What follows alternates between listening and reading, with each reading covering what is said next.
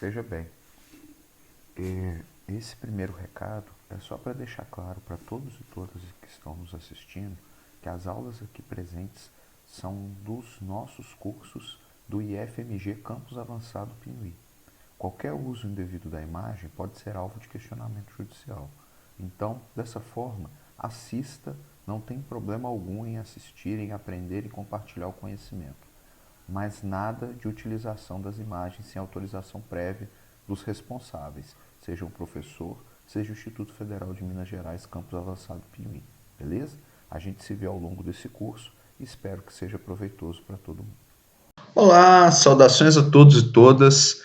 Seguindo aqui com a nossa disciplina de legislação ambiental, agora a gente vai falar de direito ambiental. Vamos falar sobre os princípios fundamentais do direito ambiental. Então vamos lá. Primeiro é o conceito. O que é princípio? Aqui a gente pega a definição do Lorenzetti, que está na obra da Marli Deoncetti, né, que é a obra de inspiração desse curso, em que a gente tem o princípio como uma regra geral abstrata que se obtém indutivamente extraindo o essencial das normas particulares ou como uma regra geral pré-existente. Ou seja, o princípio é uma regra de todas as regras, é a regra geral que a gente tem. Então, os princípios, eles são simples, são fáceis de ser compreendidos e são norteadores para a gente entender a essência de fundamentos de áreas do direito, que a gente vai facilitar a construção do ordenamento jurídico do ramo, assim como a sua aplicação e utilização. Então, aqui, nessa aula, nós vamos discutir os princípios do direito ambiental. E os princípios que a gente tem aqui relacionados, que é essa aula de hoje, são aqueles que vão ter mais relevância no direito ambiental, mas não são só eles os princípios inerentes a esse ramo, né? A gente tem mais princípios, mas a gente está, uma vez que a nossa disciplina é legislação ambiental, mas de uma forma geral, uma pincelada geral sobre a legislação ambiental, a gente tem aqui, então, os principais princípios que regem, então, essa legislação. Então, a gente tem, na letra A, o princípio do direito humano fundamental, do ambiente ecologicamente equilibrado, né? Então, a gente tem a ideia do direito que deve ser protegido, inclusive contra o próprio Estado, né? Se o Estado, porventura, estiver sendo governado por pessoas irresponsáveis que abarquem possibilidade de destruição do ambiente, né? Infelizmente, a gente tem vivido isso no presente, na atual gestão, né? Tanto na gestão do Ricardo Salles, quanto na atual gestão do Ministério do Meio Ambiente. Então, isso é um exemplo prático que deve ser protegido, inclusive, do próprio Estado, né? Se estiver gerido por pessoas irresponsáveis ou desequilibradas, né? E isso vai com a ideia de que todos têm direito ao meio ambiente ecologicamente equilibrado, que está lá na Constituição Federal, né? A gente já falou sobre isso brevemente quando a gente falou sobre meio ambiente de forma geral. E decorre do princípio da Declaração de Estocolmo, reafirmado pela Rio 92, que nós também já vimos, né? Que está lá falando que os seres humanos constituem o centro das preocupações relacionadas com o desenvolvimento sustentável. Tem direito a uma vida saudável e produtiva em harmonia com o meio ambiente. Inclusive, traz um pouco da visão antropocêntrica, né, que a gente já comentou, pensando no ser humano como centro das preocupações, né, sem levar em conta a importância dos outros seres vivos, que são também importantes nesse debate. Mas, enfim, isso é tema para uma outra aula que a gente já falou. Continuando, então, os nossos princípios, a gente tem também o princípio da ubiquidade, ou seja, o onipresente. Isso quer dizer que as questões ambientais são examinadas em todas as atividades e políticas. Então, o debate ambiental está presente em todas as áreas, independente do direito ambiental estar citado diretamente. Então, a gente tem, inclusive, exemplos como o artigo aí 170 da Constituição Federal, que fala sobre observar a defesa do meio ambiente na ordem econômica, né, por exemplo. Então, esses são alguns dos dois dos princípios que a gente vai ver. O C é o princípio da responsabilidade social, que atribui responsabilidade solidária aos agentes financiadores, né, que vão avaliar o aspecto social e ambiental dos projetos, exigindo critérios mínimos para concessão de crédito, né? Então, assim, você tem essa responsabilidade dos agentes e eles vão ter que fazer essa avaliação do aspecto do projeto, né, para ele poder ser concedido tem que respeitar algumas regras, né? E essas regras são exatamente as regras relacionadas à responsabilidade social, que inclusive a gente vê diversas empresas propagando por aí, né? Então tem a relação com esse princípio. O próximo princípio D é o princípio da função socioambiental da propriedade, que limita o exercício do direito da propriedade ao atendimento da sua função social. Então, a função social da propriedade é fundamental de ser respeitada. Se ela não for respeitada, dentro do nosso ordenamento jurídico, pode sofrer, inclusive, intervenção, né?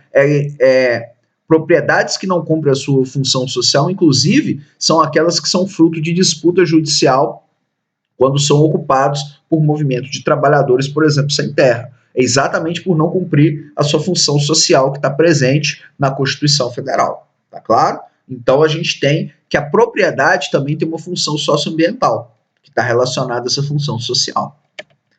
Além disso, a gente tem na letra E o desenvolvimento sustentável, né, que a gente já falou sobre isso na primeira aula, sobre essa ideia de harmonizar a dicotomia entre crescimento e meio ambiente, né? É a grande dificuldade. E aí, precisa crescer, porque não dá para pensar como os defensores do crescimento zero, e aí precisa de produção. E qualquer forma de produção gera poluição. Então, o objetivo tem que ser um crescimento responsável, é um crescimento ambiental comprometido com as gerações futuras, né? Com base na ideia lá do desenvolvimento sustentável do relatório Butler, de 87 e 88, que fala que as gerações futuras também têm direito de dispor de um meio ambiente equilibrado e sadio. Então, um dos princípios que a gente tem é o princípio do desenvolvimento sustentável, que a gente, inclusive, já viu as suas definições. Além disso, a gente tem também o princípio do poluidor-pagador, que é da tributação ambiental, né? Que está lá na Constituição Federal, tem a lei específica de 81, né? A lei 6938, e aí essa ideia tem um cunho preventivo, ou seja, os agentes econômicos têm que internalizar as externalidades, ou seja, eles são os responsáveis para que essas externalidades sejam internalizadas, ou seja, de diminuir a poluição gerada por seus produtos, como bateria de celular, pneu e tudo isso, tem os locais adequados para o seu descarte, de maneira a internalizar exatamente esses potenciais poluidores, certo? Outra característica importante do princípio do poluidor-pagador é que ele é repressivo, ou seja, se age fora dos padrões determinados por lei, os responsáveis são responsabilizados, né? Então você tem uma responsabilidade civil de reparar o dano ou indenizar financeiramente. Ou seja, poluiu tem que pagar. É a ideia do princípio do poluidor-pagador. Então, você tem uma responsabilidade objetiva, que é prioridade na reparação do dano específico, que pode culminar, inclusive, com a indenização, se não for possível reparar o dano. Ou, em alguns casos, até reparar o dano e também trabalhar com a indenização. Isso pode acontecer em algumas situações, certo? Então, além do princípio do poluidor-pagador, a gente tem o princípio do usuário-pagador, que é da tributação ambiental, que é a ideia que está lá na Política Nacional de Recursos Hídricos da cobrança pelo uso do recurso natural, da água, por exemplo, pensando que o uso gratuito desse bem pode causar enriquecimento ilegítimo porque está onerando alguém, no caso, a sociedade. Então, por conta disso, deve-se levar em conta esse princípio da equidade e cobrar pelas externalidades, levando em conta a ideia de um custo real. Não é para gerar também enriquecimento ilegítimo dos responsáveis pela distribuição dos recursos hídricos. Tá? Então, o princípio do usuário pagador, que tem uma relação com a tributação ambiental, não é pensado para causar enriquecimento de empresas ou distribuidoras de água. Tá? Pensando aqui no exemplo específico da água. Outro exemplo que a gente tem é o princípio do protetor-recebedor, que é o H. O princípio do protetor-recebedor assegura, então, que o agente público ou privado que vai proteger o bem natural, o benefício de uma comunidade, deve receber uma compensação financeira como incentivo pelo serviço de proteção ambiental prestado.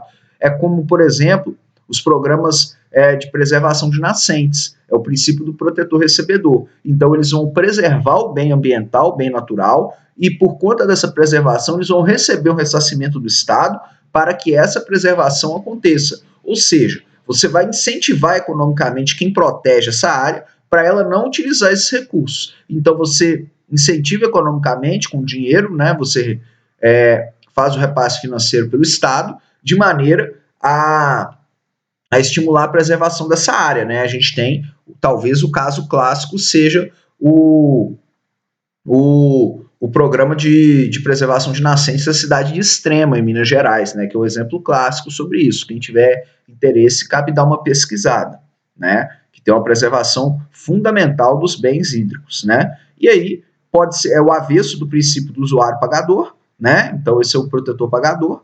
E aí, você tem, então, a ideia de justiça econômica valorizando os serviços ambientais prestados por uma população e remunerando economicamente ela por essa prestação de serviços.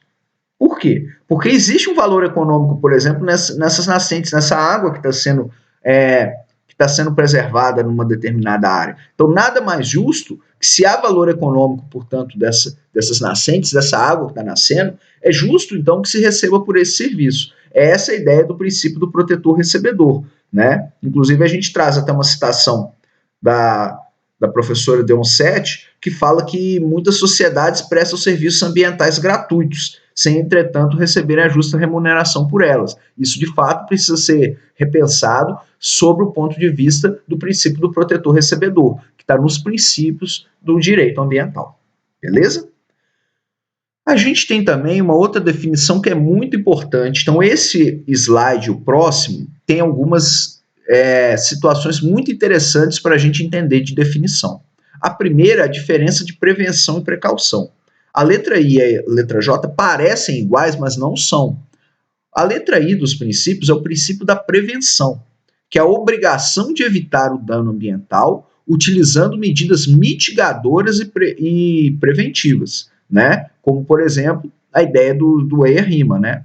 Do estudo de impacto ambiental. Ou seja, o estudo desse risco vai buscar minimizar esse impacto futuro. Então, é um princípio da prevenção. Agora, o princípio da precaução, que vem lá do princípio 15 da Declaração da Rio 92, é quando você não tem conhecimento suficiente sobre os danos causados pela atividade. Então, evita-se exercer aquela atividade sob o risco do que pode causar ao meio ambiente, né? Então, você tem a ideia da cautela. Então, a prevenção e a precaução são coisas diferentes, pensando sobre a ideia dos princípios, tá bom? Tem que ficar atento a isso.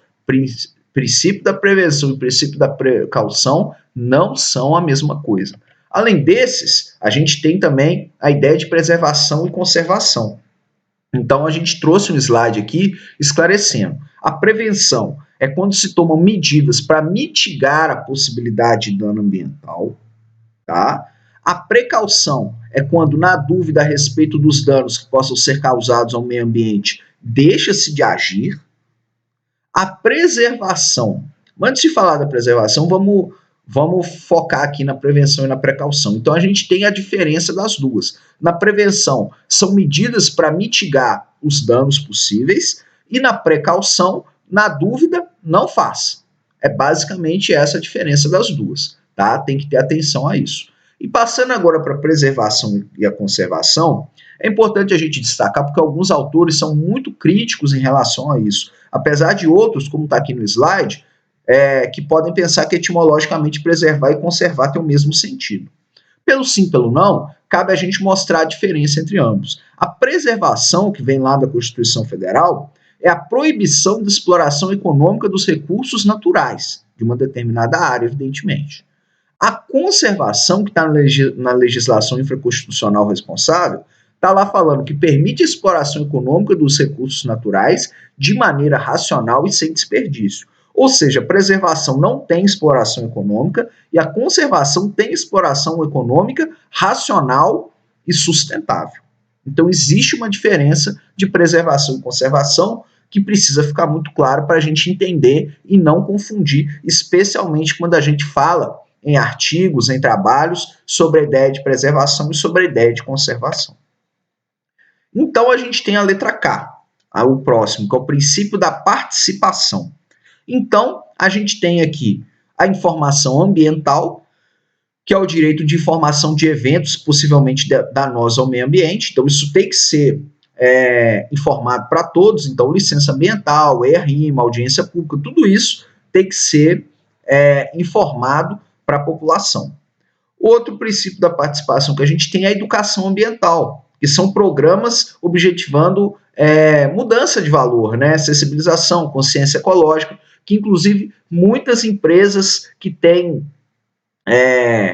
atividades de grande impacto ambiental trabalham com educação ambiental em escolas, em comunidades, etc. A educação ambiental é transversal e interdisciplinar e pode ser de maneira formal, né? Como precisa estar nas grades das universidades, das escolas públicas e privadas, ou pode ser de maneira informal, através de trabalhos pessoais ou de trabalhos relacionados a associações de bairro, entre outras atividades, né, da sociedade civil organizada.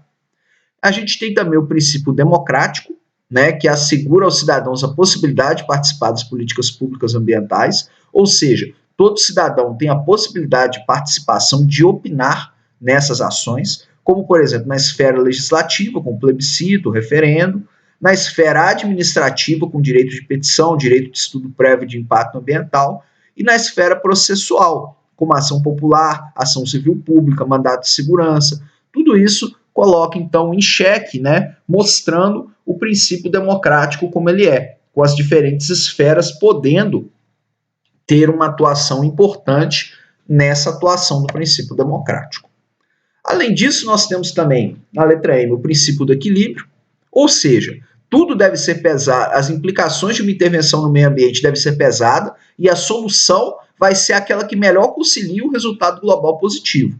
A ideia é de buscar o equilíbrio ambiental, inclusive em momentos de intervenção no meio ambiente. Veja que isso é um princípio importante de ser seguido, de ser pensado.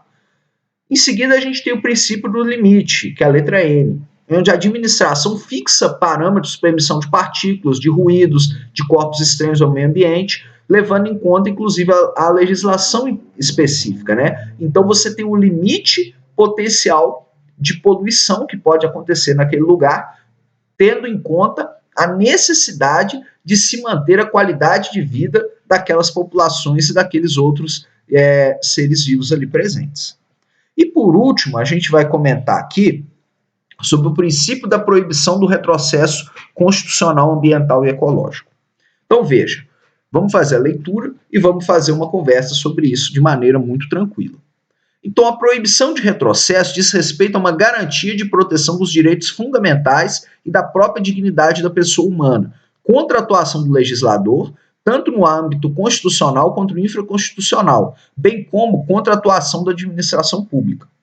Ou seja, a proibição do retrocesso consiste em um princípio constitucional implícito, tendo como fundamento constitucional o princípio do Estado de Direito, ou seja, o princípio da dignidade da pessoa humana, o princípio da máxima eficácia e efetividade das normas definidoras de direitos fundamentais, bem como o princípio da segurança jurídica e seus desdobramentos. Ou seja, o retrocesso ambiental ele está proibido, mas nós vamos ver que não é tão simples assim. Veja que nós estamos falando do que está na doutrina do direito ambiental.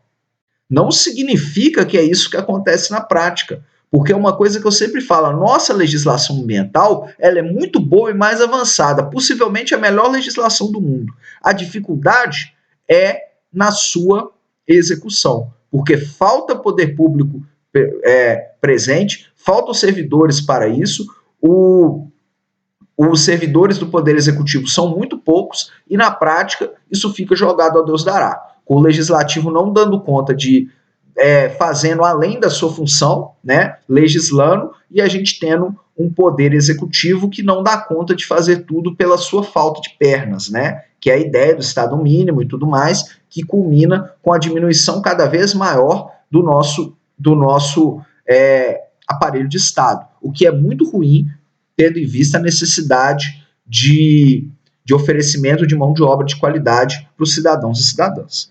Então, continuando aqui, o mais adequado do ponto de vista da teoria dos direitos fundamentais do direito internacional dos direitos humanos é o tratamento integrado e interdependente dos direitos sociais e ecológicos, ou seja, os direitos econômicos, sociais, culturais e ambientais, a DESCA, para contemplar a evolução histórica dos direitos fundamentais humanos, incorporando a tutela do ambiente, do núcleo privilegiado de proteção das pessoas, certo?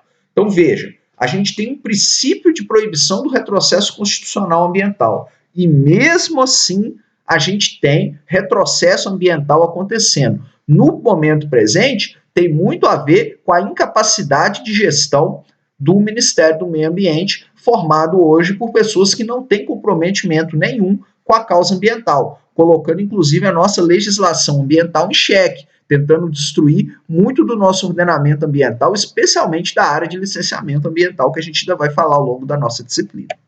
Então, esse princípio da proteção, da proibição do retrocesso constitucional ambiental, né, por uma questão até de justiça entre gerações futuras, a geração presente tem responsabilidade de deixar como legado para as gerações futuras condições ambientais tendencialmente idênticas àquelas recebidas das gerações passadas, estando a geração vivente, portanto, vedada de alterar em termos negativos as condições ecológicas por força do princípio da proibição do retrocesso socioambiental e do dever de melhoria progressiva da qualidade ambiental. Veja, a gente tem na doutrina colocada a necessidade do desenvolvimento sustentável, falando inclusive com palavras muito parecidas com o relatório Butler. E, infelizmente, não vem sendo aplicado pelos nossos gestores ambientais do país. Esse é um grande problema porque eles estão cometendo crimes e indo de encontro à própria legislação ambiental, né? Ou seja, no caso especial da legislação ambiental, ela busca dar operatividade ao dever constitucional de proteção do ambiente, assegurando a blindagem contra retrocessos que a tornem menos rigorosa ou flexível, admitindo práticas poluidoras hoje proibidas, assim como buscar sempre um nível mais rigoroso de proteção, considerando especialmente o déficit legado pelo nosso passado e um ajuste de contas com o futuro, no sentido de manter um equilíbrio ambiental também para as futuras gerações. O que a gente pode concluir disso? A gente pode concluir o seguinte: dentro dos princípios do direito ambiental, a gente tem uma legislação linda. E a gente vai ver isso ao longo da nossa disciplina com outras leis que a gente vai falar da legislação ambiental. O nosso problema está na aplicação da nossa legislação. Juridicamente, em termos de leis, o Brasil tem algumas das leis mais avançadas do mundo. O que nós precisamos é de um Estado mais forte, capaz de garantir o cumprimento dessas leis. Certo? É isso que eu trouxe para essa aula relacionada a princípios do direito ambiental, e a gente segue com a nossa disciplina na próxima aula. Tchau, tchau e até a próxima.